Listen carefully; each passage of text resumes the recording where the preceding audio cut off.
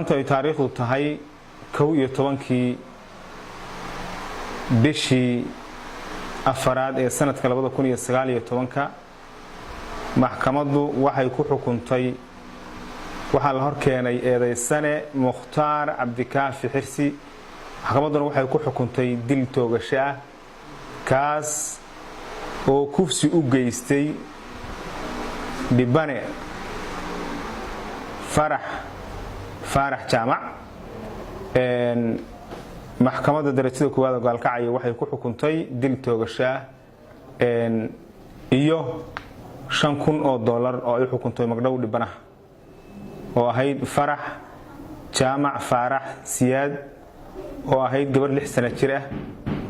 eedaysanahuna uu kufsaday waxa xusid mudan oo Ilaahay galadiis ah in eedaysanaha lagu guuleystay baaris dheer kadib in la soo qabtay sharcigana la horgeeyay ciqaabta oo xaq u lahaana la marsiiyay waxa kale oo xusid mudan eedaysanahu inuu ahaa nin aad u da'weyn oo cumrigiisa uu gaarayo 36 sano asagoo jiray inuu kufsaday dhibane jira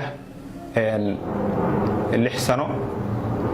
laftirkiisuna uu ahaa nin la nool xanuunka HIV/AIDS-ka oo ahaa nin xanuunsan maxkamadda darajada koowaad ee gaalkacayo waxay u cuskatay